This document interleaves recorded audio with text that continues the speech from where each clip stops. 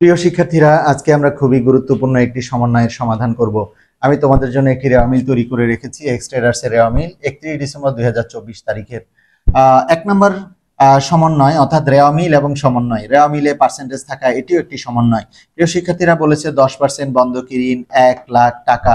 আমরা আর্থিক বিবরণী চ্যাপ্টারে বিশদায় বিবরণী, মালিকানা সত্ত্ব বিবরণী, আর্থিক অবস্থার বিবরণী কোনটায় কি প্রভাব ফেলে আজকে শিখবো।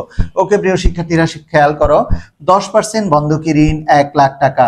এই বন্ধকি ঋণটি একটি দীর্ঘমেয়াদী দায়, অর্থাৎ আমরা এই যে বন্ধকি ঋণ নিয়েছি এটি আমাদেরকে এক সময় পরিশোধ করতে হবে, এটি দীর্ঘমেয়াদী দায়। ওকে, আর এই 10% হচ্ছে বন্ধকি ঋণের উপর আমাদেরকে সুদ ধরতে হবে, অর্থাৎ সুদ পরিশোধ করতে হবে। তাহলে সুদ কত টাকা আছে আমরা একটু বের করি। বন্ধকি ঋণের সুদ, বন্ধকি ঋণের সুদ। প্রিয় শিক্ষার্থীরা খেয়াল করো, বন্ধকি ঋণ 1 লাখ টাকা, এর উপরে 10% সুদ। 10% যদি 1 লাখের উপর বের করি হবে 10,000 টাকা। তোমরা ক্যালকুলেট করতে পারো, ক্যালকুলেটরে করে বের করতে পারো। আর তোমরা যারা অ্যাডমিশনের জন্য ট্রাই করছো, তোমাদের ক্যালকুলেটর ছাড়া ক্যালকুলেট করতে হবে, সুতরাং তোমরা ক্যালকুলেটর ছাড়াই করার অভ্যাস তৈরি করো। ওকে প্রিয় শিক্ষার্থীরা, বন্ধকি ঋণের সুদ হচ্ছে 10,000 টাকা। 10,000 টাকা, এই 10,000 টাকা আমাদেরকে পরিশোধ করতে হবে, সুতরাং এটি আমাদের একটি ব্যয়। ওকে, আমরা দেখি রেওয়া মিলে বন্ধকি ঋণের সুদ আমরা কত পরিশোধ করেছি, অর্থাৎ রেওয়া মিলে যেটা আছে সেটা আমরা পরিশোধ করেছি। আমরা বন্ধকি ঋণের সুদ পরিশোধ করেছি 5,000 টাকা। আমরা এখন লিখব বন্ধকি ঋণের সুদ, বন্ধকি ঋণের সুদ।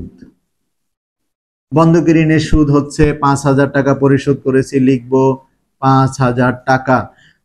তাহলে আমাদের মোট সুদ হয়েছে 10,000, পরিশোধ করেছি 5,000, অর্থাৎ আমাদের বকেয়া আছে 5,000। কিভাবে বের করলাম? এই 10 থেকে যদি এই 5 বাদ দেই তাহলে বাকি যে 5,000 টাকা সেটা আমরা পরিশোধ করিনি, অর্থাৎ আমাদেরকে মোট 10,000 টাকা পরিশোধ করতে হবে, মোট। তাহলে আমরা লিখব যোগ বকেয়া সুদ। বকেয়া সুদ হচ্ছে 5,000।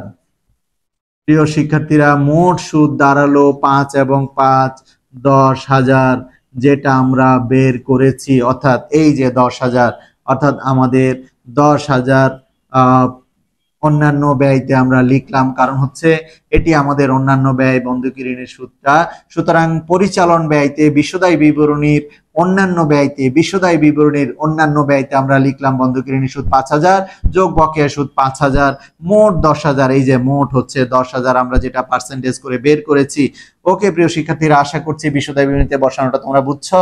এবার এই যে বকেয়া সুদ, বকেয়া ব্যয়, দায়, চলতি দায়, আমরা আবার চলতি দায়িত্বে লিখব বন্ধকি ঋণের, বন্ধকি ঋণের বকেয়া সুদ, বকেয়া সুদ।